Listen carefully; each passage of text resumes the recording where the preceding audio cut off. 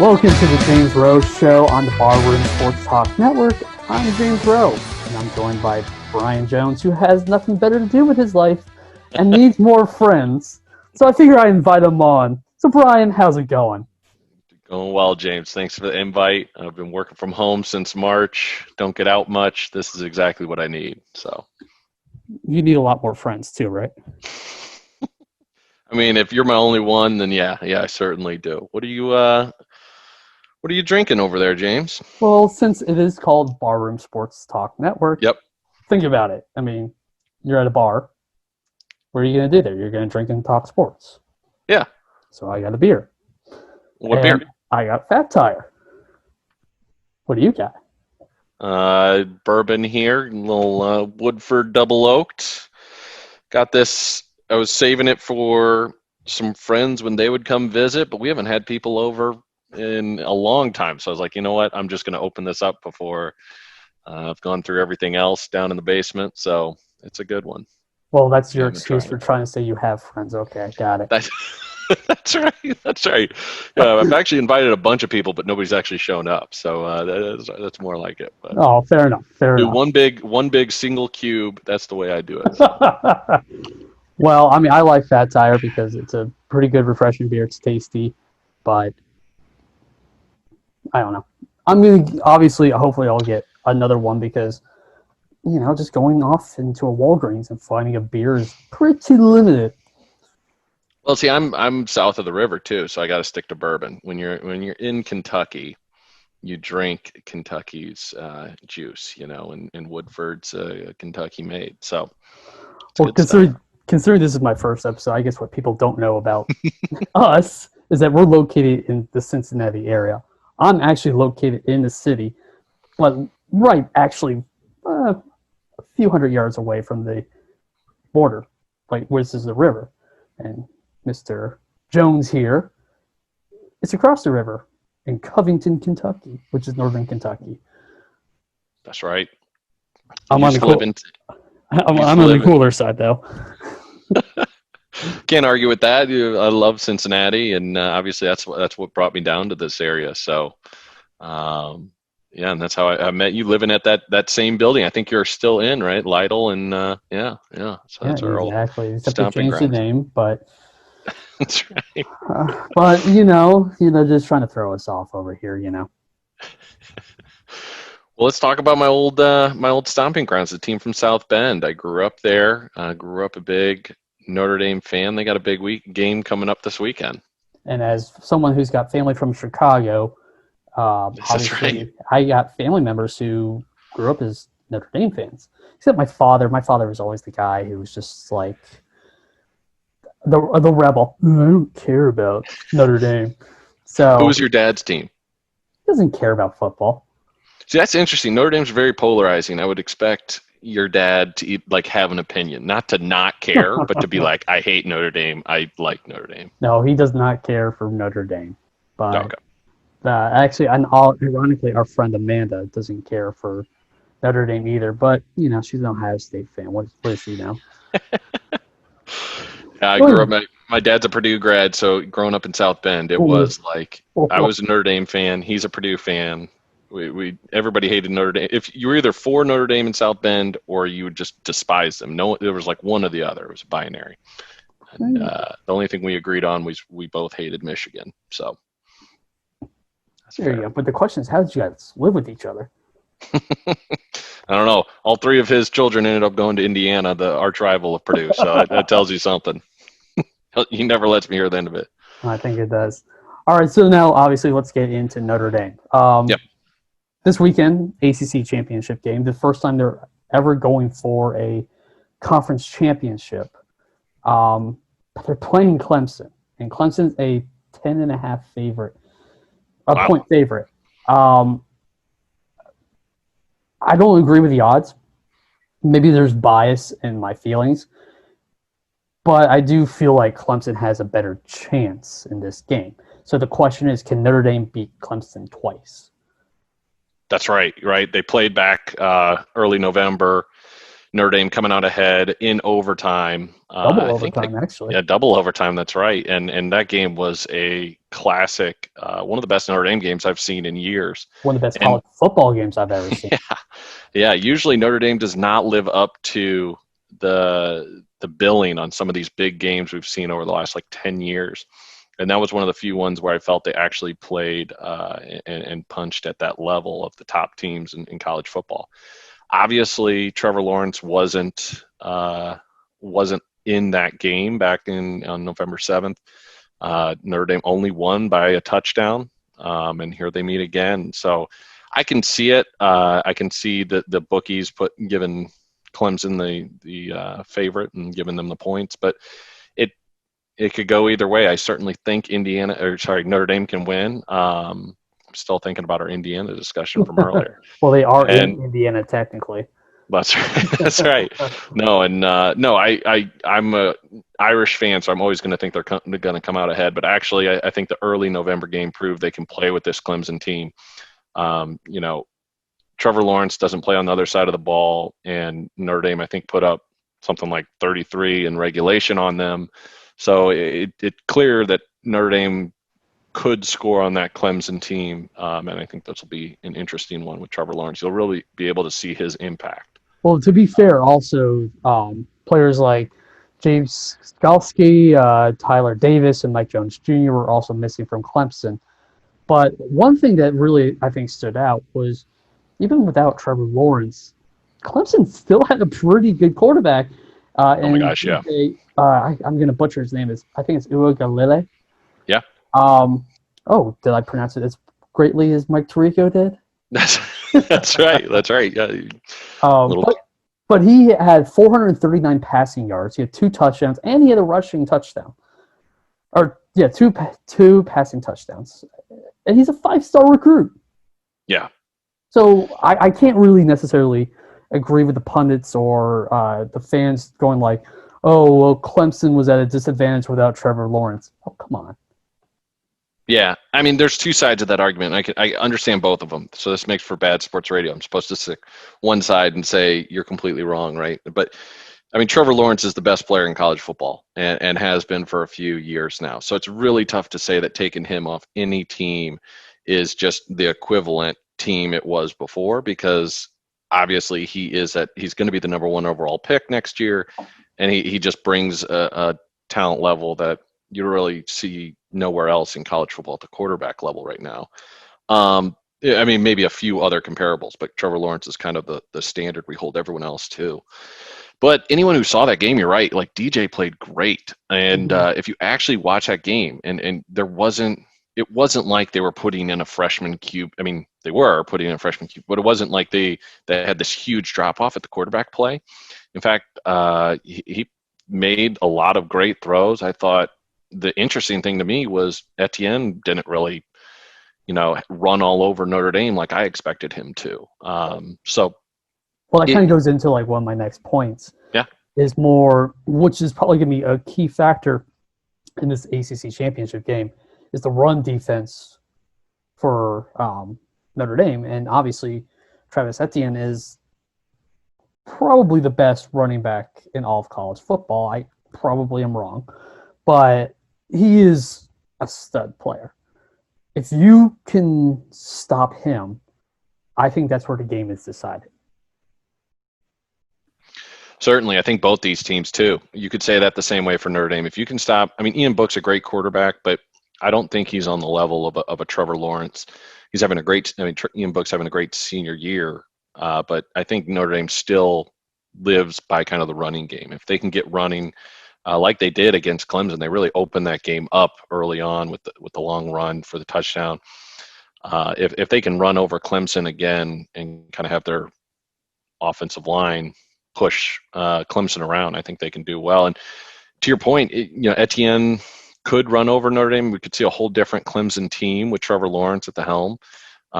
You just didn't see that when they last played on the 7th. So I'd be interested. I mean, everybody's going to be interested. It's number 2 versus number 3, right? I think a lot of college football playoff implications in play either way. But I don't know. How do you see the game going? You have any predictions or kind of any Any thoughts of where you see this different from the earlier game in November? Yeah, and actually it has to do a lot with Trevor Lawrence. And I think one of the things is because DJ, a 5-star recruit who's a great player, and I mean, he put up stats that I don't know if Trevor Lawrence could even match.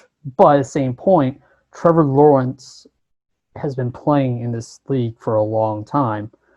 And another thing is that he tends to air it out more often. So if you really want to beat Notre Dame, you don't want to run into their defensive line. Agreed. And then, one of the other things, but I will say this, in that previous game, Notre Dame was without some of their offensive weapons. Now that they're back, they're playing a lot better. Yeah. No, I think Notre Dame hasn't really missed a step since that Clemson game. I had some worries before that game of let down. I thought the Louisville game was a trap game for them. They almost got. I think they only won that game by 5. And Notre Dame, historically, I know each team's different year to year, but it feels like with Notre Dame, there's a game or two that they slip up every year. Whether that be a Boston College, or some sort of Wake Forest along the way, or Pitt along the way, and they won all those games. Obviously, Wake Forest they never played, but due to COVID, the game got canceled. So, it's interesting. This is going to be the first ACC title game for Notre Dame. It'll be weird if they win the ACC title and then say goodbye ACC and never go back to the conference again. They're still kind of dipping the toe in the ACC, obviously. I wouldn't be surprised if they decide to join someday, but I think the money right now makes too much sense for them to remain independent. Which actually is going to be a talking point either later this podcast or at another time. But that being said, now with this conference game going to happen, there's a few other things that we need to look at. Another thing is Clemson might be looking to focus on getting some of their Ian Book's top offensive weapons. Yeah. So a player like Kyron Williams, Ben Skowronek, Javon McKinley, and Michael Mayer. I mean, those right there are just their best weapons. So what Book needs is someone like a Joe Wilkins, a Chris Tyree, a Sibo Flemister, Tommy Tremble, just to help out a little bit more. The thing is, one thing that Notre Dame has over Clemson is a more balanced offense. Really? You think so? Yeah, I 100%, because I feel like it's a little bit one-dimensional with Clemson going to Etienne or going to either Amari Rodgers or Justin Rowe. Fair. Yeah, and I actually see that the other way with Notre Dame, with kind of leaning on Kyron Williams. And his game against Clemson, I felt like it was a coming-out game. I mean, he was highly touted and had a good season coming into that, but nationally, I think that opened a lot of people's eyes to the talent he is. And then I thought that the crew, especially Tariq and the team, did a good job of kind of highlighting what he did in the pass blocking. He got a lot of praise for picking up blitzes coming from Clemson, and did a great job, showing his all-around running and pass blocking, which really I thought kind of elevated him to this next level status of running backs in college football. Ian Book's great. I still am not sold on him being, they depending on Ian Book. I think they just have I think Notre Dame just has a great offensive line, to be honest with you. I think that just makes everybody behind the line look a lot better than maybe they are. Maybe that goes a little bit to Kyron, a little bit to Ian Book as well. But you have a good offensive line. Look what the inverse of that does for our Cincinnati Bengals. So. Oh well, that's a topic that should not be talked about here in Cincinnati. Especially if you're playing the Bird Box game like Bobby Hart does every single week. But that kind of goes into my next talking point, because obviously I think in a sense what you're saying with Kyron Williams and Ian Book looking better than they do because of the offensive line, I think that's true about almost every single team. However, the other difference is that Notre Dame has one of the best offensive lines. Yeah. If not the best. In all of college football. And with these 2 weeks off, first of all, they're going to get Tommy Kramer coming back. Or They seem to think he's okay. Jarrett Patterson seems like he's back into it. But that key will be the offensive line against Clemson's defensive line. Don't get me wrong. I mean, Clemson's defensive line is great, but that offensive line for Notre Dame. I mean, there's a reason why. There's a reason why they're called O-line U. Yeah, that's right. Williams had, I think, 140 yards and 3 touchdowns, I think, in the last game. So, was really getting whatever he wanted on the ground. And I think, obviously he's a great running back, but I think part of that is just the offensive line opening up holes for him, obviously. So, it'll be a great game. I'm excited. I think everybody's going to watch it. It's, again, number 2 versus number 3, with a lot of CFP implications. So it'll be interesting too. I mean, I kind of was running through permutations. I think that, Notre Dame could lose this and still get into the playoffs. And I don't know if you can say the same for Clemson, a 2-loss team. I don't think has made it into the college football playoff, and especially 2 against one of the other teams in it.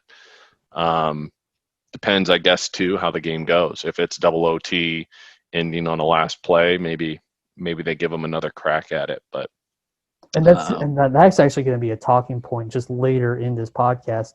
Okay. But the last I'm jumping ahead.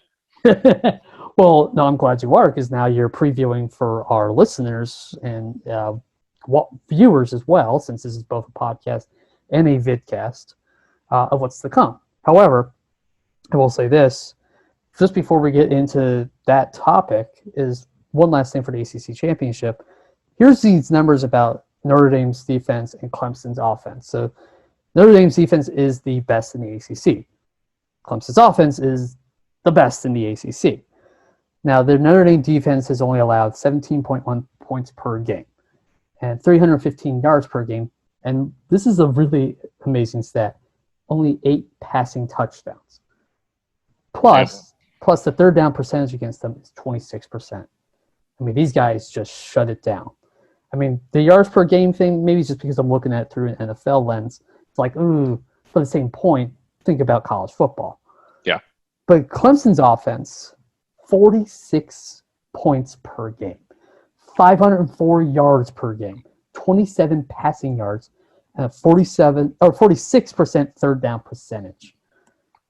That's scary.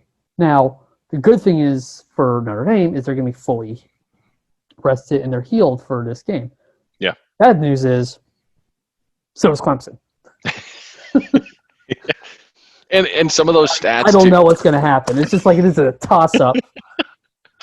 Yeah, I and that's actually, I think, why you see Clemson being favored. I think, obviously, even with Notre Dame winning earlier in this year, I think a lot of people are taking that game and throwing it out just because the headliner wasn't there, because Trevor Lawrence wasn't there. And,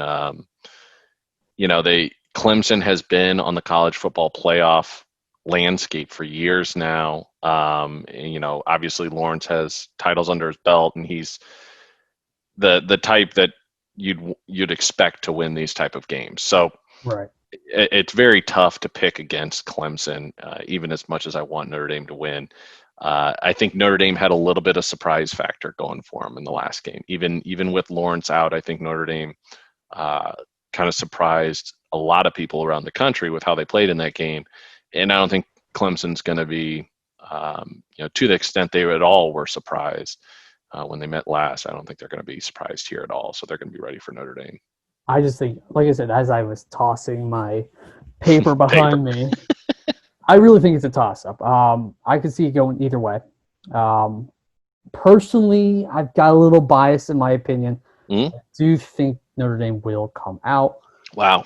But I do think it's going to be decided by like 3 or 4 points. It's going to be I wouldn't say the game of the century, but it's going to be one of the most fun games we'll see this year, just because both sides are finally very talented, healthy, and very talented. Yes. Now to the point that you were previewing and you were jumping ahead to, if Notre Dame loses, will they make the playoffs? Yeah, so maybe let's just run through the college football playoff standings now, right? Of the top 4, and then kind of who's on the outside looking in. I think that's the only way you can really look at who who has a chance to maybe leapfrog one of these two teams. So, right, it's Alabama still at number 1, Notre Dame at number 2, Clemson here at 3, with their only loss being that double OT against Notre Dame, and then Ohio State, kind of the team we were joking about before we jumped online here at number 4. So let's just give you a sidebar about it later on in this podcast. So, and that's where I was getting. I think if Notre Dame loses this game and it's close, let's say it's a double OT game with Notre Dame on the losing end in double OT. I think Notre Dame stays at 4, with maybe Clemson either staying at 3 and maybe Notre Dame drops to 4. Ohio State moving up. I think that's the only way these two teams both stay in the playoff. If Notre Dame wins this, Clemson, I think, just has to drop out of the top 4. I know that's tough to say, as talented as they are. But there's a lot of teams right behind that. It depends if Notre Dame loses by a wide margin, just gets blown out. If Trevor Lawrence proves to be, a 3 touchdown difference, and it's not just him, it's a whole nother game. And if it proves that maybe Notre Dame isn't the team they were in early November, then I could see them getting pushed to 5 or 6. And I know there's a couple 1-loss teams looking to kind of work their way up through conference title games. You want to talk through some of those teams? Yeah, obviously one of them is Texas A&M. I think they had like the 3rd or 4th strongest strength of schedule before they got into the season. And obviously them being as high up as they are, I think it just speaks volume. But also in some ways I do think there's some bias in the committee and people who do the rankings of not having Texas A&M already in the playoffs rankings at this moment. But that all can change after this weekend. However, another thing that it's another team is, ironically, University of Cincinnati. Yeah, and I think I was kind of listening to Paul Feinbaum on ESPN, and kind of how they kind of are a sexy team. That's the first time it's ever been said about Cincinnati. I know, right? It's like kind of a head scratcher. Well, let's break that down for a second. So Cincinnati 8-0, undefeated, sitting currently at number 9 in the college football playoff rankings, the CFP rankings. I mean, they would have to jump a Georgia, Florida, Iowa State, A&M, as you mentioned. I mean, that's a lot of teams to leapfrog. Now they are undefeated, and those teams I just listed off, A&M the exception, all have 2 losses. So I think that's the point, though, is that because they're undefeated, yeah, I understand that they play in a conference that's not as strong as the ones that Florida plays in or whoever else plays in, whatever. But at the same point, I mean Paul Feinbaum even was trying to say this team should be ranked 4th. Yeah, and I mean, so they're in the American Athletic Conference, you're right, and at least they end the season. They're playing Tulsa, who's in the top 25 currently, a 23 ranked team. So it helps their resume. It certainly does, right? Like you can't beat up on East Carolina or these other teams they've beaten and claim to be a top 4 team. I mean, all these big teams do that as well, right? We were talking about Clemson. I think they whooped on Citadel earlier in the year. So everybody puts some smaller teams on their conference, but when you're playing the AAC, I think it's tougher because those are your division, your conference games. Sorry. So yeah, I just have a hard time. I mean, if they go 9-0, and Notre Dame beats Clemson, and really obliterates them, would Cincinnati jump an A&M? I mean, I think you'd have to hope maybe an A&M loses. It's tough for me to see a team outside of the SEC, outside of these power conferences getting in. It really is in the new structure, especially in a short season like this, where some teams, your Ohio States only have to win 5 or 6 games. Exactly. I mean, it wasn't going to be a fair year just because of the pandemic, but same point, there's got to be some sort of there's got to be something that the milestone they have to reach. And I think Cincinnati has reached it, not saying that they deserve to be in it. I'm just saying they've reached that milestone. so that at least they should be in the talks. But that being said, I personally think that even if Notre Dame loses, and I think it's going to be a good game, even if they get obliterated, I think at worst they're going to be the 4 seed. At worst. Really? I think Even if they get obliterated? Wow. All right. All right. But I think this is a game that Clemson needs to win. And I think, certainly. Yeah, and I think Clemson recognizes that, and I'm sure Notre Dame is like, let's play as hard as we can so we don't allow these guys into the college football playoffs. Because let's think about it. I mean, if you go into the playoffs and then you have to face them in the national championship game a third time, it's going to be tough. Yeah. I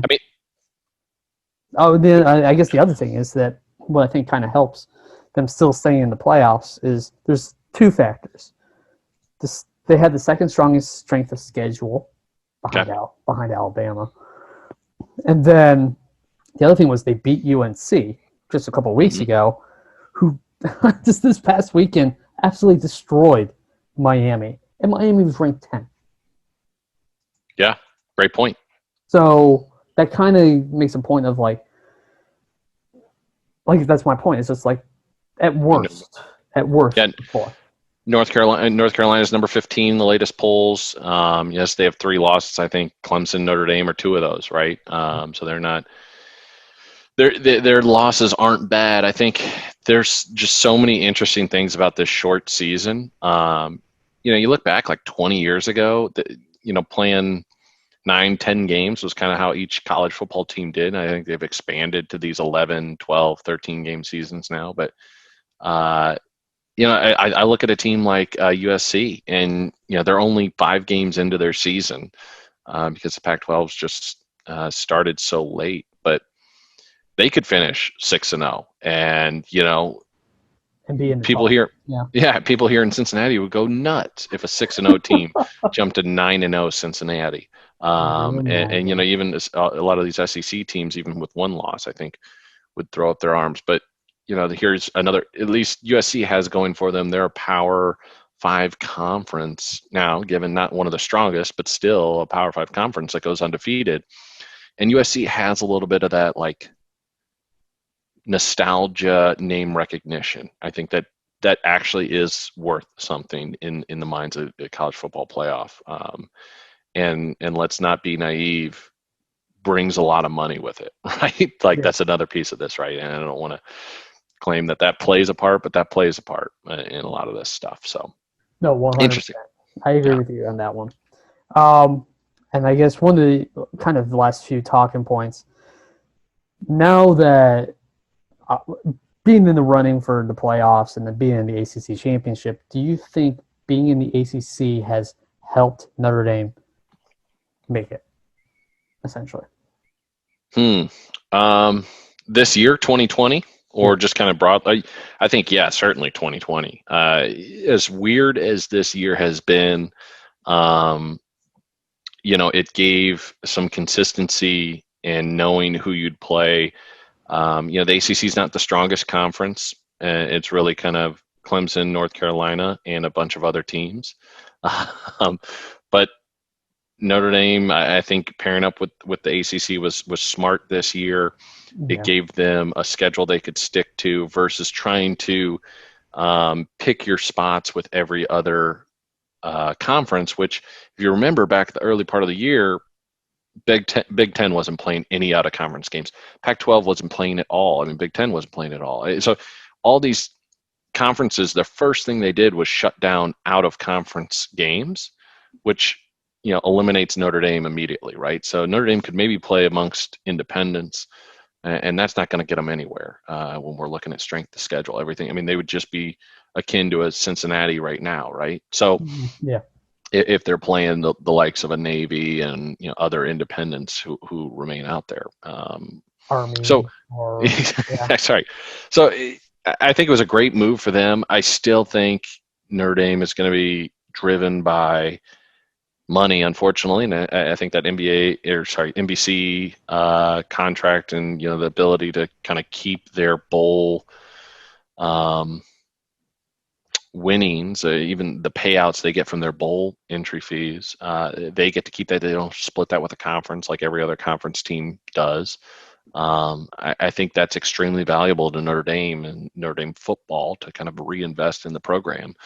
So I just don't see them joining a conference anytime soon, as they've kind of established themselves as an independent. But I think for 2020, it worked out perfectly. Yeah. What do you think? I agree. No, I think you're right. I think it definitely helped for sure in 2020. But I do think that there's going to be a lot of pundits out there who will say that this year is proven that not only can Notre Dame actually play in a Power 5 conference, but also that it will help them in the future to make the playoffs. And I kind of see what their point is, but then I also see the other side of the point. And for me personally... And what's that? What's the other side? No, it's just stay independent. Oh, I see. Yep. But the thing is, so there was a few years ago, I was watching a Washington Post video talking about the rivalry between Maryland and Duke basketball. Me growing up in the DC area, I mean, those were two incredible seasons I've ever watched in college basketball. But the voice of Duke basketball, I forget his name right now, made a point saying that his father said to him, he's like, I'm not going to see it, but you will. But money is going to change the spectrum of sports. Mm-hmm. With Maryland going to Big Ten, that's what proved it to me. So that's why, the whole independent thing with the scheduling and the NBC contract makes me just want to say, stay out of the ACC. Yeah.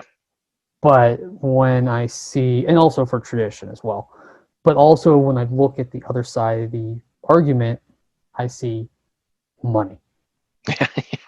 And who doesn't like money? And that's why I think, not that I'm saying I think I said they should join in an article I wrote recently on this website, but that's not because I want to. I'm just saying they should join because it will get them more money, essentially. But the thing is, even if I said I don't want to, it's inevitable. Yeah. No, you think it's inevitable they'll end up in a conference? Mm-hmm. No way. I see. I completely disagree with you there. I think people have been talking about Notre Dame joining a conference for many years. 30, 40 years. They'd talk about joining the Big Ten when I was growing up and you know, how they could get involved with the Big Ten. Obviously, you know, they're sort of in the ACC. They're in the ACC outside of, you know, for other sports, and then they're kind of halfway in the ACC already. When you think about, you know, their schedule now going forward, I think is 4 or 5 games a year in the ACC. This year being kind of a unique one where they're in the conference. But Notre Dame has, to your point, that I think what runs against tradition is these programs wanting more money. Mm-hmm. And Notre Dame has tradition as an independent that makes them more money. So they're not incentivized to switch right now. I think the only way they would switch is if a conference made them a unique deal. And maybe it is an ACC type conference that needs a second football powerhouse to battle Clemson and kind of bring them, you know, back to an ACC kind of. I think the ACC gets a lot of grief right now for just being very top heavy, and deservedly so. But I just don't see Notre Dame moving anytime soon. To your point, I think from a tradition standpoint, from a fan standpoint, you don't want them to leave. Like a lot of their great rivalries, the USC, the Michigan are, you know, these great rivalries they've established over the last 20 plus years. I mean, USC even further back, are dependent upon them being independent. And that's kind of a weird way to say it, but if they fully go into the ACC, maybe they can play a USC, but it'd be tough to get that at the end of the season. Maybe they can play a Michigan, but it just gets tougher and tougher. Every top team now likes to put in a couple, warm-up games. Cupcake, whatever. Cupcake.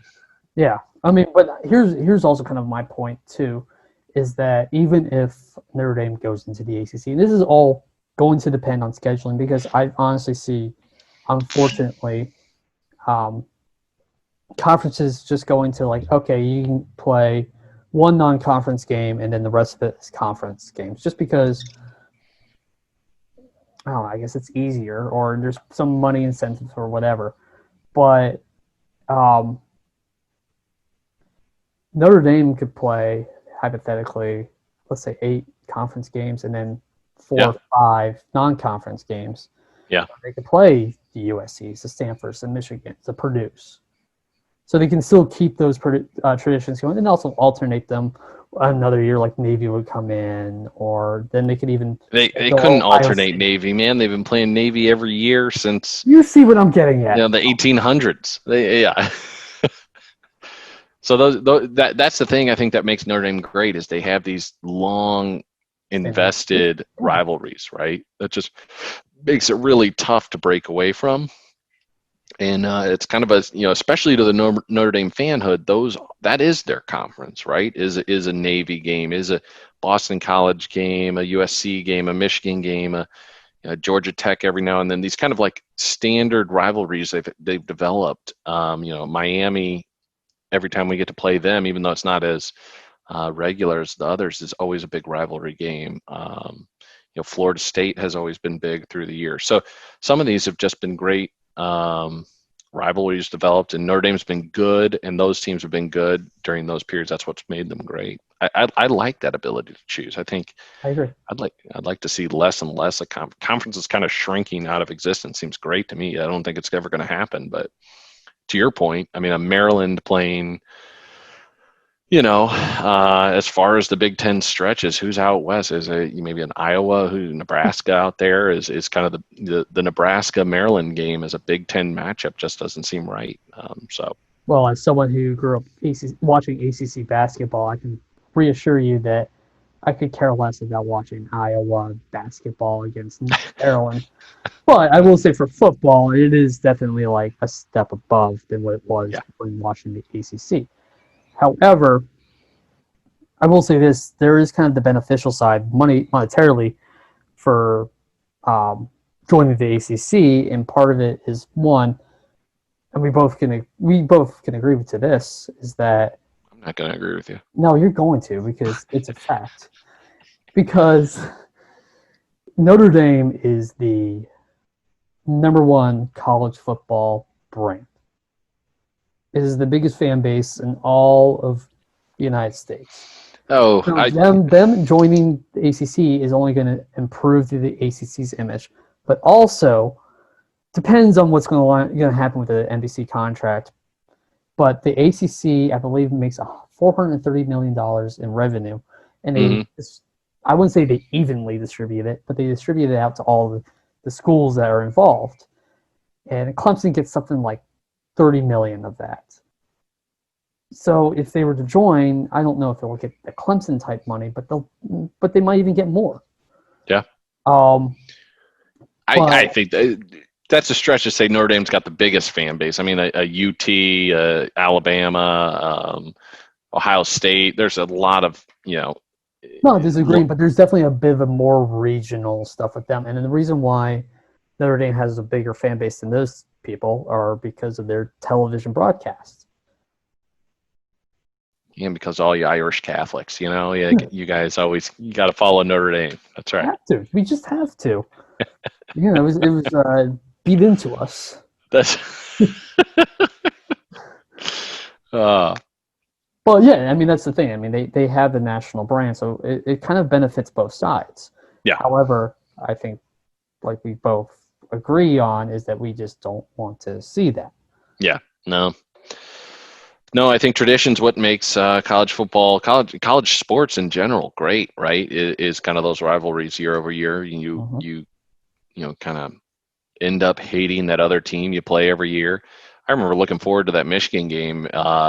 We would play early part of the season, especially 10 plus years ago. It kind of went on a hiatus there for a few years, but that was kind of the measuring stick game of, for both programs of how their season would go. Is if Notre Dame wins that, then maybe we have a good team. If Michigan wins that, then maybe they go on and make a run at the Rose Bowl. So I always loved that kind of rivalry. And USC, the other end of that bookend usually was the end of November game, and you could maybe wipe the floor with everybody else, and you go and try to play Pete Carroll, and good luck with that and that USC team in years past. So those were great teams too.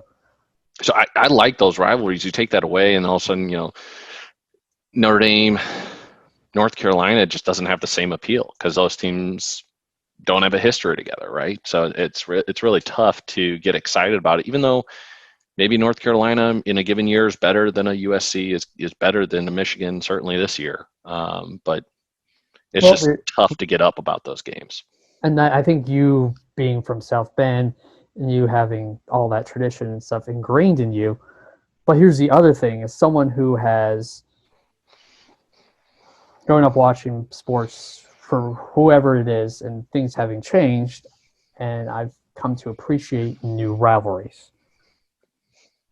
Yeah. Kind of like an example, maybe from DC, growing up and appreciating how once the Capitals drafted Ovechkin and the Penguins drafted Sidney Crosby, how that became a serious rivalry, even though at one point they were not even in the same division.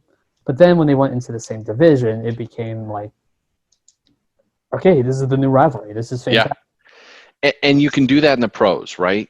Colts Patriots was not a rivalry until it was Manning Brady, right? Exactly. And both those teams, then you had these prominent personalities on teams that were leading the AFC. And so those two fan bases now hate each other. But in college, you don't get that. Especially, in basketball, they're in 1 year, out the next. In football, maybe you get 4 years out of the player if they're as good as a Trevor Lawrence. But you don't get enough time to really have these individual rivalries of personas build up. It becomes more of a fan base, just a hatred for a team, for their fans, and they beat us back in 2005 or whenever it may be. I think you assign much more towards a team in college than you do a person. I hear what you're saying. A personality can develop those rivalries too in the pros, because those players will stay there for 10 plus years, but college they won't. Well, I'm not saying just because of the personalities. That definitely helped. But I'm just saying you can develop new rivalries. That's just okay. That's what I'm trying to get at. Now, that Maryland-Iowa basketball game. Oh, yeah, absolutely. No, but the thing is, depending on the schedule, I think you can still keep those rivalries, especially the big ones, like the USCs and the Stanford or the Navies. But and probably Michigan for that matter. But you still have to play in a conference, and then you can still develop new ones. Let's say bring back even the old ones of Florida State and Miami and make it even of a bigger deal. And then you develop a rivalry with Clemson. Develop one with Duke. Oh, God. Yeah. Football. But that's my point. It's just you could develop these new rivalries. I'm not saying that I want to. I'm just saying that's what could happen. Fair. I hear you. I'm against it. I'm gonna plant my flag and be the guy against the further mixing up of conferences. But I realize money is the end all be all with college football. To be honest. Yeah, exactly. Money speaks. Yeah. And honestly, what's more important, money or tradition? That's right. To the fan, it's certainly tradition, right? 100%. But to the program, it's money. Yeah. And I mean, that's what has hurt not only just college sports, but also pro sports a little bit too. But it's definitely hurt college sports. And I don't think college sports realizes how much it has hurt fans. It's not necessarily hurting them financially, but hurting the fans. And that's why I think Notre Dame moving to a conference is inevitable. And now, obviously, if Notre Dame was to join a conference, it would have to be ACC because they're contractually obliged through, I think, 2036 that if they were to join a conference, they would have to join.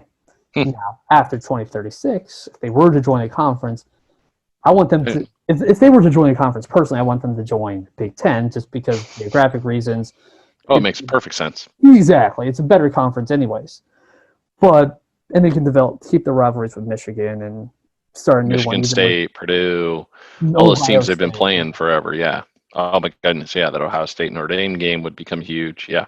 But at the same point, I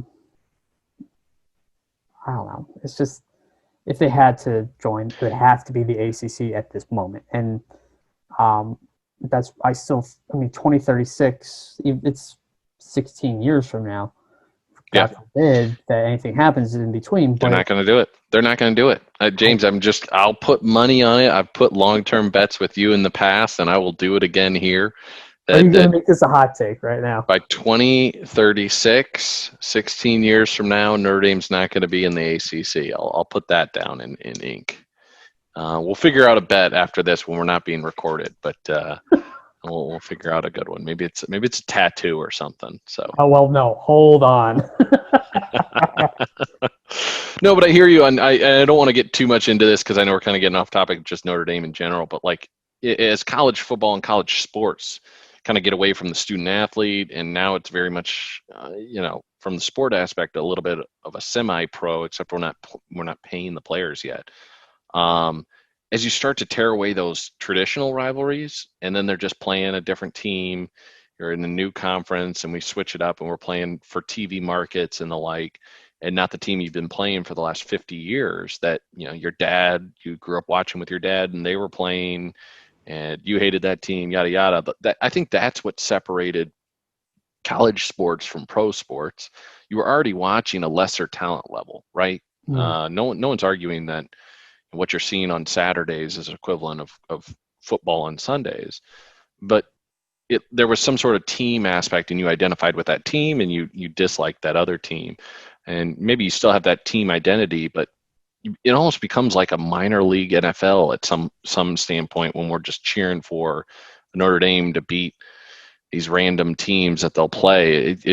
I think tradition's what keeps you like tied to a college sport more so than pros. And pros also has its traditions, but it's just not the same. No, it's not the same. And you're 100% right. And that's what makes college football better in that sense than the NFL. But anyway, so to the sidebar that I was going to get into. Sidebar. Also, I haven't seen you been drinking that Fat Tire. I'm on my second pour here. Well, I would have to go up to my fridge and get it. That would ruin this recording. Well, you actually have to finish the first one. That's the first step. Also, wearing a Guinness rugby shirt, while drinking a Fat Tire. I mean, can we just point out the inconsistencies here? I'm wearing it because it's Irish, okay?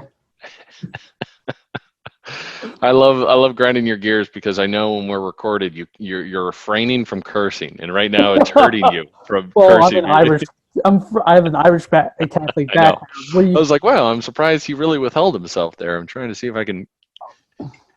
Well, there's a couple things there. One, I don't think if I had this up on wherever, I don't know if a kid or a teenager would be allowed to listen to what I'm saying. And second of all, I've done this professionally. Let's just be clear. No kid should be listening to what you're saying anytime. Whatever it is, sober. Get out of here. But because I've done this professionally, I've learned that the worst that you curse is certain words. But even then, I'm just kind of like, yeah, but still. But either way, yeah, since I've done this professionally, I know what is good for a podcast or whatever. You're a man of couth. You have couth. I have discipline.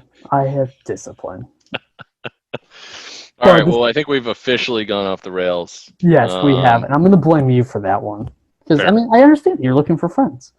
That's right. I haven't talked to anybody in weeks. Outside of my girlfriend, this is my only interaction with the outside world. So I appreciate you inviting me on. Yeah. Happy to do this again. I'll go find some more bourbon in the basement next time we do this. For the sidebar now, this is the off topic. Should Ohio State be in the college football playoffs? And I'm going to say 100% no. And the reason why I say that is for two reasons.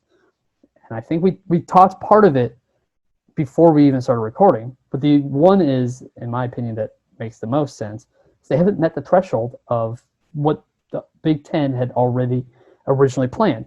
Now, part of it is not their fault. They had 3 games canceled because of other teams getting COVID. And I think they had a COVID thing, but I can't remember exactly. But the other issue is the committee has always said like a team like BYU wasn't good enough to be in the playoffs because of strength of schedule. Well, hold on there. Ohio State has got the 77th strongest strength of schedule. The only team that on there that they really had to play well, and they didn't play all that great, but they won, was against Indiana. And Indiana is one of the top 4.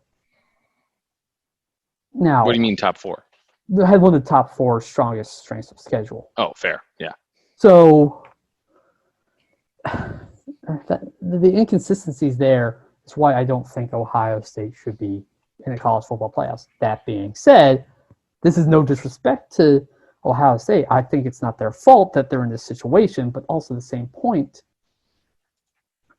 It's just the Big Ten is kind of like, well, forget what I had before. Here you go. I hear you. I have Ohio State in the playoff if they win. I think they're good enough. They're definitely talented and good enough to be in the playoffs. I'm not bragging on them. I'm just saying I don't think they meet the threshold to be in the playoffs. That's not their fault. Oh, I really wish that was the case. I got to be honest. I do not like Ohio State as a football team, but I think part of this is they're just you can't look at this in isolation. I know we'd love to just isolate this to 2020, but this team was really close against Clemson in the semifinal, and last year, not this team, but Ohio State was close and has been competitive for years. A lot of people, Clemson, your final champion there is just one of those. Or sorry, getting ahead of myself. I'm too much bourbon for me there. There's if I'm thinking about Ohio State, just obviously LSU won is what I was rewinding my brain back. So Ohio State just should be. I think they have too much talent. They've been there for a couple years at that top tier level, and until they lose in a given year, it's really hard, even at 5 wins, 6 wins, to bring them down. So. I would have loved for IU to pull the upset and them not to even be in this conversation. And I would argue that they shouldn't be in the CFP, but currently undefeated, it's really hard to take them out of that. I think they've proven themselves, especially with a quarterback like Justin Fields. I think, there is some sort of, while you don't look at a team year to year, I think if you have a quarterback who comes back from a very talented team in the year prior and recurring quarterback, I think the CFP does give that a little bit of weight, especially at the most important position, to say that, hey, this team or this player that has been around for some time and gives them a little bit more push than other teams. No, I agree. And I think I will say this year has also kind of made a point to, let's say, you have to expand the playoffs, but I think that's a totally different topic. However, I mean, a lot of teams like the Texas A&Ms, the Cincinnatis, even the Floridas, even though they're a 2-loss team, are trying to make a claim saying, "Hey, look at their strength of schedule compared to ours. We should be in there. Why aren't we in there?" And especially a lot of our Cincinnati friends of ours who are just like right now, and I know our friend Kyle is on the rampage, but I think there's a good point to be made about what they're trying to argue. Very much so. Big Ten is not the league it normally is, the conference it normally is. I mean, just across the board from Penn State, Michigan, what's not even are those 3 that and Ohio State played all 3, or I guess would have played had Michigan and not had the COVID scare, would have played all 3 of those, and they're consistently on their calendar year after year. It's not their fault those teams are in down years this year, so it's really tough to ding them for that. I think Northwestern's a good team. They're going to have a good game. Obviously, Ohio State's more talented, but Northwestern could win. You saw Indiana give them a run for their money, so I don't think that Ohio State secondary is that great. Just from what I saw in the Indiana game, I've seen a little bit of their highlights, but I'm just not sold on Ohio State's defense. I think Justin Fields is the real deal, though. I think he can score with the best of them. So, well, I kind of saw him struggle against Indiana, but at the same point, he has as many interceptions in that game as his whole career up until that point. Right, and I think that's the right. I'm kind of like, people will say, "Oh, Justin Fields is not that great because of what happened against Indiana." But let's be honest, every quarterback has had that type of game. Trevor Lawrence had that type of game in its national championship game against LSU. So you can't really fault the quarterback there. You gotta say, hey, maybe you gotta give credit to that other team. Great point. Well, I think that will wrap it up here. Like I said, this is the very first podcast, vidcast of my show. So this thing's on video this whole time? You knew that. I should have cleaned up behind me. I got my girlfriend's going to kill me for the shape of the room behind us. Honestly, I don't think anyone's going to either care or notice until you just said it. This has been great, James. Thanks for the invite, and we'll have to do another one of these, or at least tell me where you post them so I can call in, or maybe join the Zoom and heckle when you get somebody else on it. Especially for these Notre Dame ones, and then all right, if you're definitely going to heckle me for whatever I do on the White Sox or Washington football team or Capitals, oh boy, I'm in for a lot of hurt. Let's do it, and then we can regroup after this game too. I'd love to see how this ends up, and see. Well, before we go, let's put our picks down. Who do you have? Give me a final score. Put it in stone, James. I'm going to go Notre Dame 34, Clemson 31. Wow, a close game. I like that. I am not as optimistic. I'm a Notre Dame fan, but I can't pick them to win this game. I just have Clemson. I like your I'm going to go I like 34 for Clemson, and I think Notre Dame only gets 21. Ooh. Yeah. That's a bold statement. I think when a lot of these Notre Dame fans... I think Trevor Lawrence is just going to be that big of a difference. I think Notre Dame's last game went perfectly for Notre Dame. I just don't see them... I could see Clemson getting out ahead early, and it's going to be tough for this Indiana team to come back. They've proven they can. It's Notre Dame team. Notre Dame. Sorry. Too much. I'm on bourbon number 2, man. So it's slipping to Indiana. The only fair thing I could say is that they are technically in Indiana. No. We've been talking about Big Ten and my alma mater, Indiana, so I'm always thinking about them. But no, I think that's what would I say? 34-21. I like that for Clemson to win. Interesting to see where Notre Dame ends up in the college football playoffs. Well, I will say this: a lot of these Notre Dame fans who watch the podcast are going to be like, "This Bryan Jones is a hack. Get him off." Oh, certainly, and they can say that. Look, I am by no means a Notre Dame expert. I will be the first to admit that. But it's been great to do this with you, James, and let's talk next week. Yeah, absolutely. And we'll come on the precipice of ACC Championship. Either we're going to be – I don't know what the mood will be like next week if Notre Dame is to lose, but obviously we would be very jubilant if they win. So, all right, Paul, thanks for listening to this first episode of the James Rowe Show podcast /vidcast. Thanks for joining.